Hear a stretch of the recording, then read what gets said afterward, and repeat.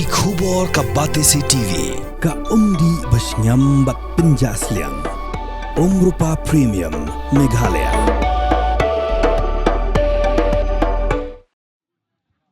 UMDC Kemairang Constituency wa Equator Nongrang haka arpo arterik unok pra arjar arpsan ula penha perdai ke final football team rit jong kelempung ilakai football belatip kum ke Eastern West Football Cup arjar arpsan bala penya da ke Nongklau Social Cultural and Sports Association haka jinya kun ya ke final kan Nong Thalep Sport Club kala Korea ke nam job da ke penlim ya ke mau penyau Sport Club da saukul la arkul haka jinya shoot tiebreaker hadin ba baro arteli ken hun liya khat da mar sikul hamadan kan Nong Thalep Sport Club daga jingjob ya ke final kaliyo ban Korea ke song pisa ke basipo hajar tengka kat ba ke mau paniau par kaliyo pediang san hajar tengka.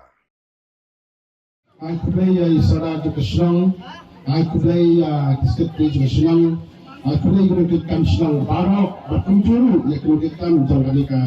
Nongklau Social Cultural and Sport Association dua organize ke sini kai. I play kerbang nak bertai tim sebarok Iwan ya banyak simpenta.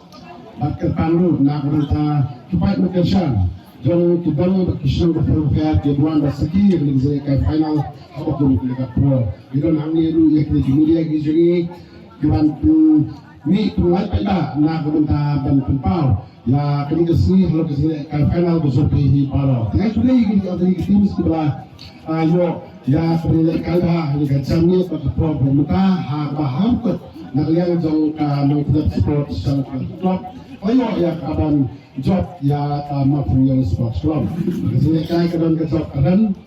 kai ke bangsa kipat kolon bani ya singa jobi bani kalha hari sini banta abin job ke pot mutual asin Allah kasi pihak bak bak kadang juga ngapu ibang plan bukti kan sikit kali ke suka bang ai ke today ban wish na kanta ketika Christmas mut bas tuja sini sih kendo ya ke Christmas si karasok dong Chris